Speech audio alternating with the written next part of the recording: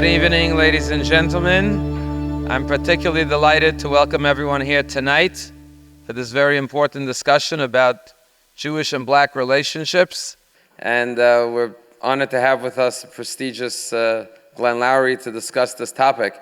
I'm reminded of the story of this guy walking through an airport, and he sees a Buddhist Zen monk selling hot dogs. And the sign says, hot dogs are $1 each.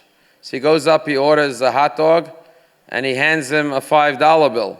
And the Buddhist Zen monk puts it in his cashier. He says, it says $1, where's my change? And the Buddhist Zen monk looks at him and says, change, my friend, must come from within. Well, if there's going to be change in the relationship between Jews and blacks, it has to come from within the Jewish and the black community. And this is why this conversation is so important tonight, to understand where we've gone wrong. Because with the rise of anti-Semitism, we know that Judaism teaches that when God made the world, he made one human being, Adam.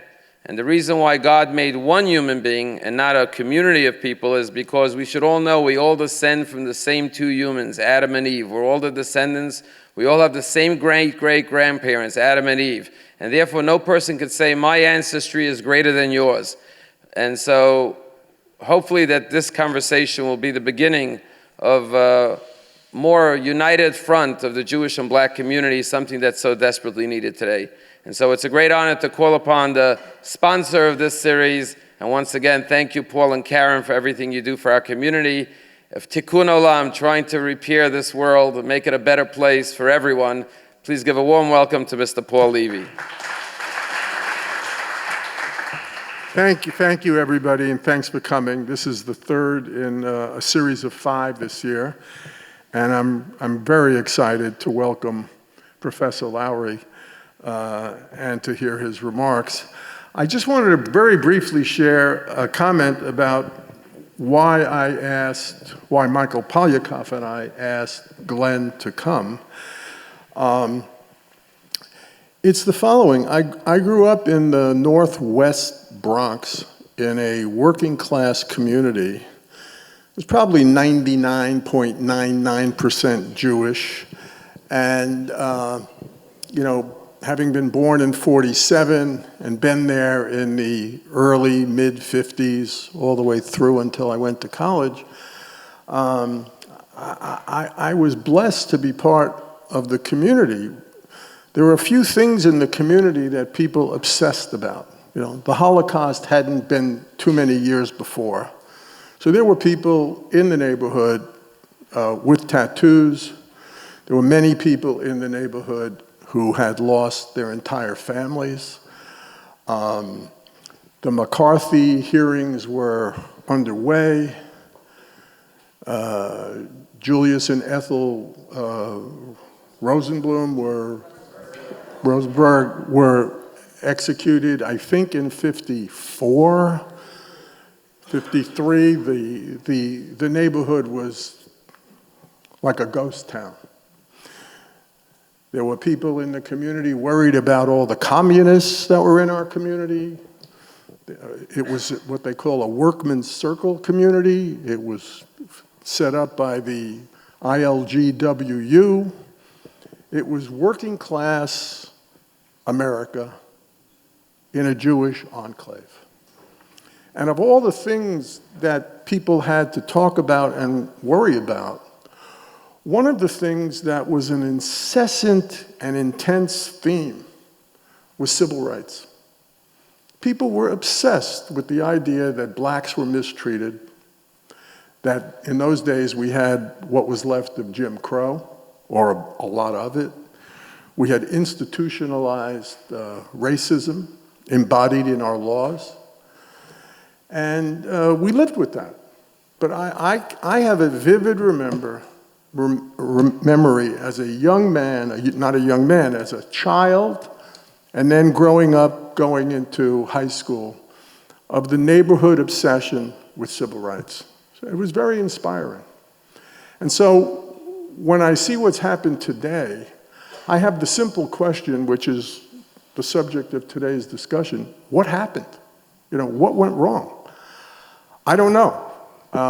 Maybe I hope Professor Loury will shed some light on that, but I just wanted to put that in the context for everybody, because something's not right. Where it went wrong, I don't know. And maybe we can all find a way to make it better. So, welcome.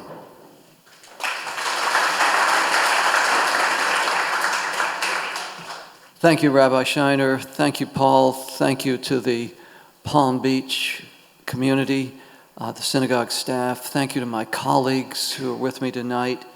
And most of all, thanks to Paul and Karen Levy for making this forum possible.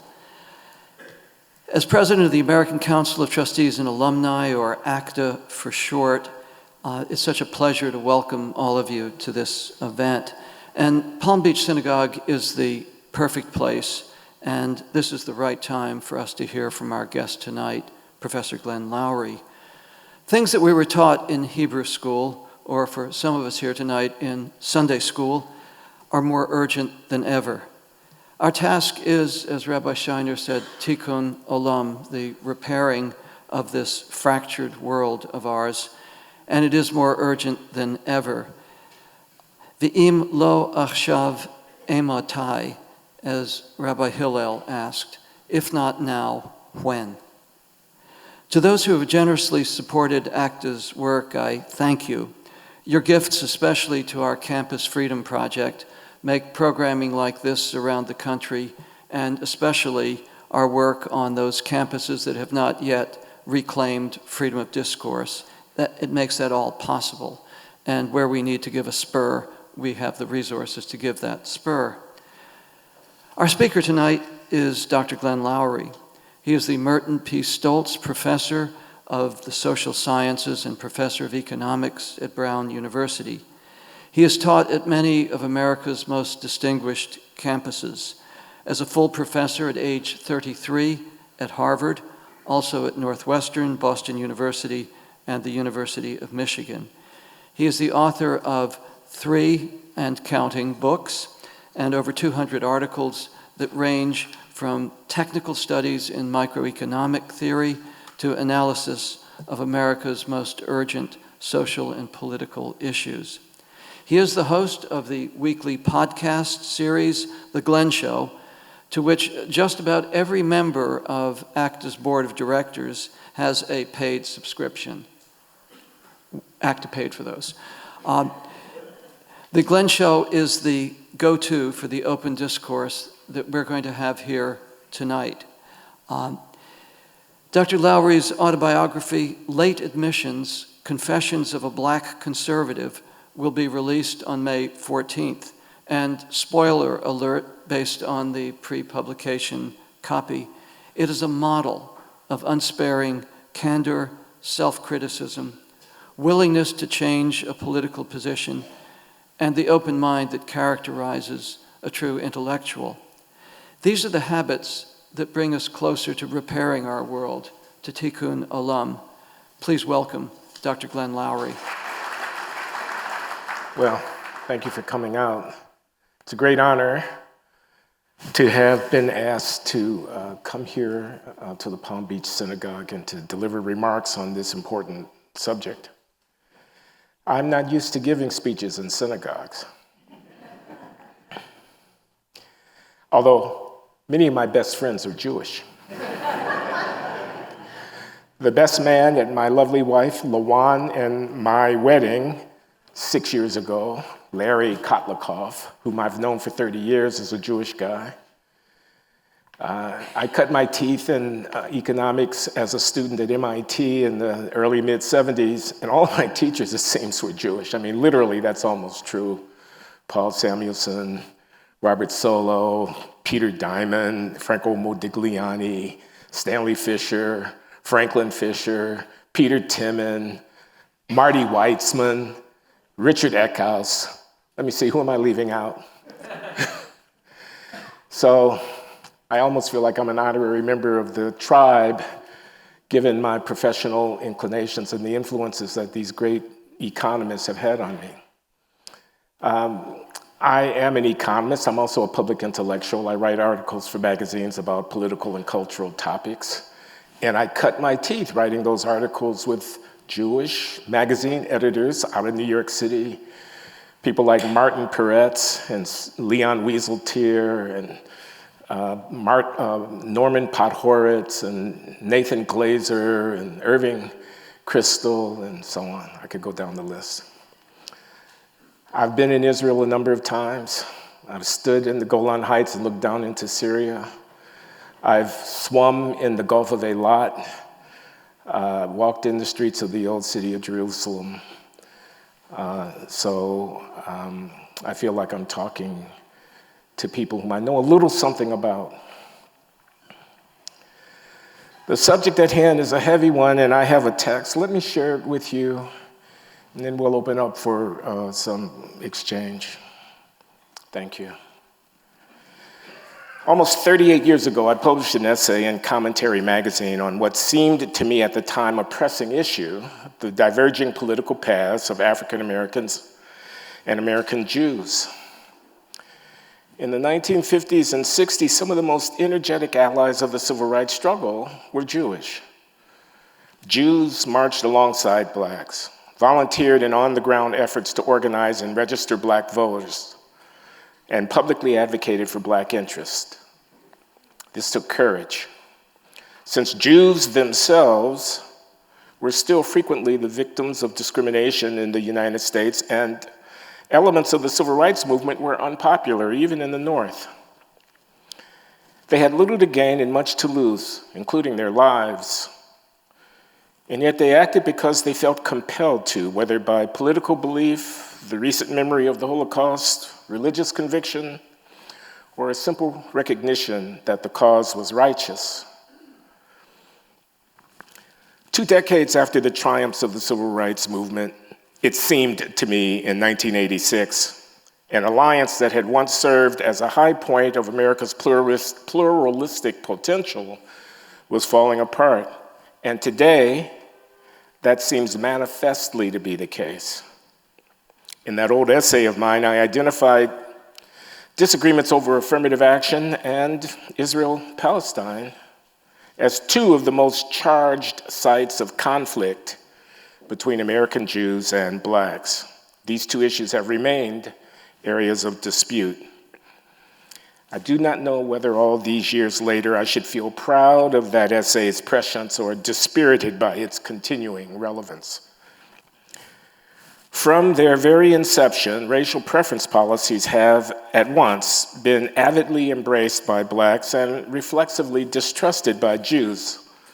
And I say this knowing full well that many Jews support affirmative action in this sense, and many blacks oppose it. But broadly, my generalization seems true. Blacks, on the whole, see the use of quotas in employment and education as a necessary and just recompense for the wrongs of history, while Jews have feared such practices, seeing in them an echo of anti-Jewish quotas of the past and a threat to their standing in the professions. Yet I maintain that much more important than the direct conflicts of interest around the affirmative action issue are the symbolic and ideological differences between the groups which this policy brings to the fore, together with the kind of asymmetrical relations amongst intellectual elites in the 2 groups which it fosters. That is, the policy of racial preference forces blacks and Jews publicly to confront our very different understandings of the American experience. To many black Americans, racial preference, and I include here the controversial diversity, equity, and inclusion movement, finds its essential rationale in an interpretation of history, that blacks have been wronged by American society in such a way that justice now requires they receive special consideration. Yet this reparations argument immediately raises questions. Why do the wrongs of this particular group and not those of others deserve recompense? And what does this departure from meritocratic selection imply for the integrity of our elite institutions? Now, While more or less plausible responses to these queries have been offered, no amount of recounting the unique suffering attendant on the slave experience can make these questions go away. For it is manifestly the case that many Americans, including American Jews, are descended from forebears who had indeed suffered discrimination and mistreatment at the hands of hostile majorities both here and in their native lands. And yet these Americans on the whole have no claim to the public acknowledgement and ratification of their past suffering, as do blacks, under affirmative action. As a result, the promotion of this policy, rationalized in this way, implicitly confers special public status on the historic injustices faced by its beneficiary groups, and hence implicitly devalues the injustices endured by others. The public consensus required for the broad use of such preferences results de facto in the complicity of every American in a symbolic recognition of extraordinary societal guilt and culpability regarding the plight of a particular group of citizens. Failure to embrace this consensus invites the charge of insensitivity to the wrongs of the past, or indeed, the accusation of racism. What is more, public debate over quotas invites historical comparisons of the extent to which different groups have been able to cope with the adversities of being marginal in American life. The idea that such preference is not only just but necessary for some groups and not others seems to imply that its beneficiaries are less able than those coming before to adapt to the vicissitudes of life in our nation. Stories of despised immigrant outsiders barely speaking the language, meeting resistance at every turn, but nonetheless overcoming the barriers and rising to middle-class status, and thereby furthering the success of the American experiment, are a commonplace of American folklore. And who can say for certain that the barriers facing, say, East European immigrants at the turn of the 20th century were substantially less than those facing blacks today? When confronted with the continued dramatic inequality experienced by some black Americans more than a half century after the Civil Rights Revolution, an inequality which figures prominently in the argument that preferential policies are necessary as well as right, so confronted, many ethnic Americans, and not only Jews, wonder why they can't do what we did. Here too, it is not important for my argument that plausible answers to such questions can be given. They most certainly can be. What is critical is that the questions ever arise in the first place, for they are painful questions for blacks to contemplate.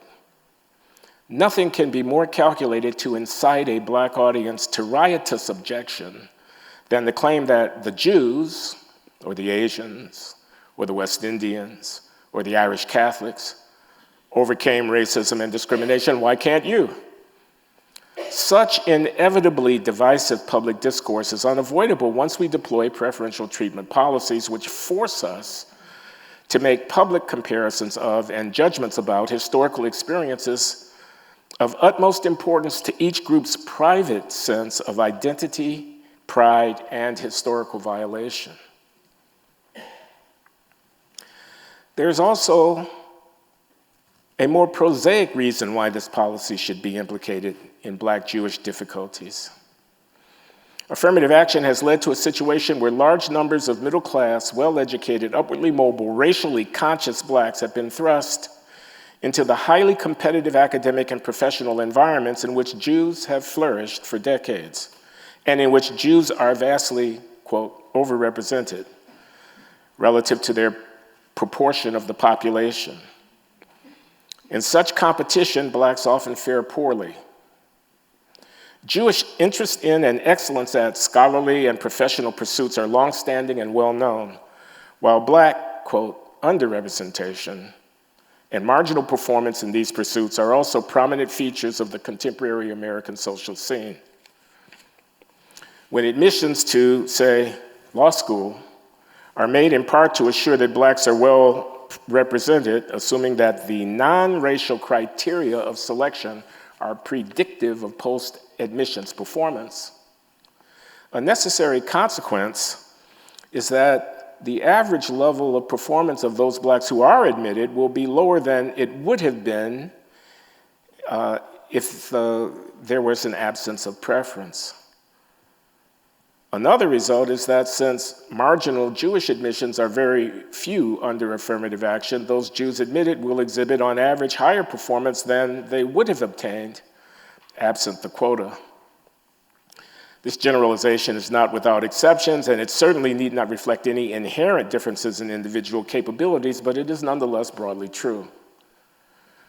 The asymmetries of power, status, and security intrinsic to such a situation invite attitudes of condescension and contempt, of resentment and envy, and this among the future leaders and opinion makers of each group.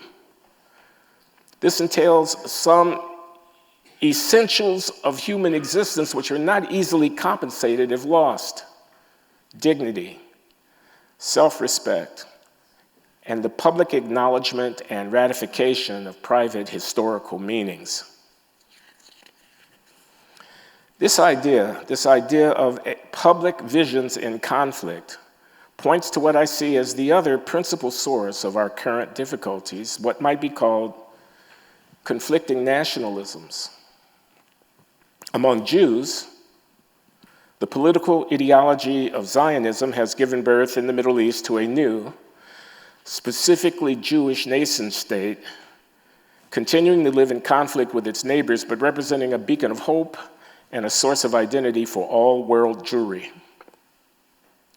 Among blacks, the renewed nationalistic assertions of the Black Power movement have crystallized into a broadly embraced, if somewhat nebulously defined, Pan-African political identity, inducing many blacks to see themselves as a third world people, quote unquote, analogous in their relations with Americans of European descent to the position of the non-white peoples of the global South vis-a-vis their former European colonizers. Here too, the problem has a surface dimension and a deeper symbolic dimension. On the surface, resentments arise because of the disparities of resources, power, and influence between the groups. We sometimes find ourselves on different sides of a political struggle that only one side can win.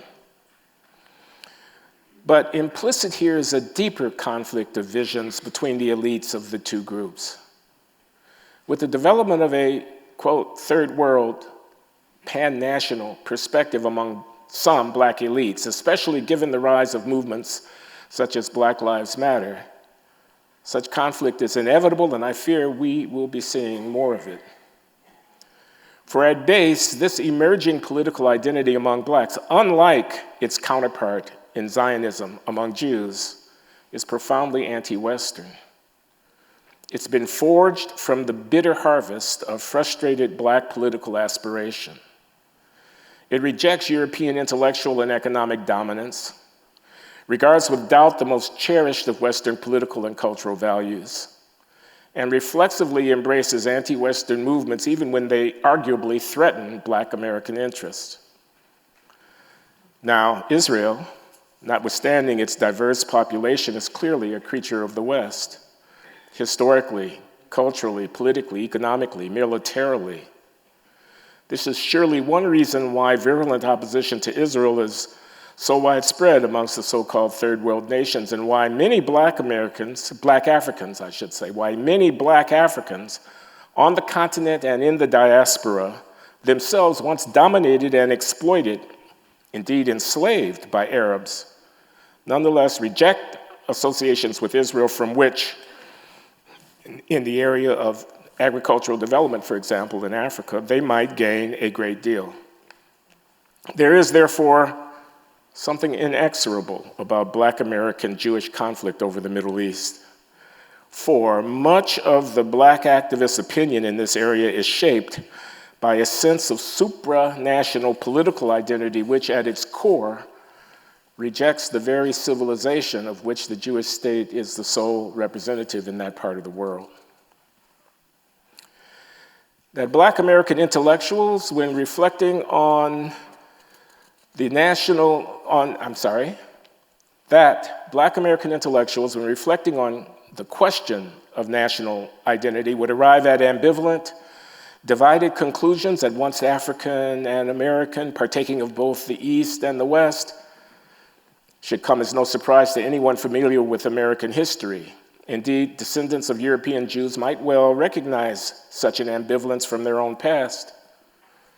A central fact of the Black experience has been the need to accommodate oneself to the pervasive rejection which, for a century after slavery, was the experience of most Blacks in American public life. Perhaps nothing better symbolizes this than the poignant struggles of Black soldiers in engagements from the Civil War to the Korean conflict to have an equal opportunity to fight and die for the only country they've ever known. W.E.B. Du Bois, in The Souls of Black Folks, wrote lyrically of, quote, "this poor dark body torn asunder," close quote, by the conflicting and unresolvable tensions of being nothing else but an American, and yet of never quite being accepted by one's countrymen as an American. And Marcus Garvey, that Back to Africa movement leader, struck such a chord amongst Blacks in the 1920s and 30s because it seemed to offer a dignified, if utopian, way out of Du Bois's dilemma.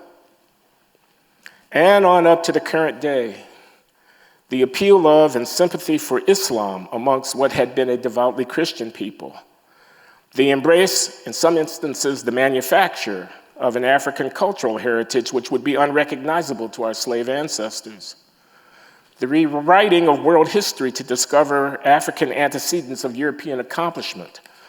All of these are attempts to find an identity for Black Americans which is not contingent upon acceptance and affirmation by whites. And so it is that in this still developing Pan-African conception of Black national identity, we Blacks are in, but not wholly of, the West. It is to be expected, therefore, that the sympathies of many Blacks will lie with what they and other non-Westerners refer to as, quote, the legitimate aspirations of the Palestinian people, close quote.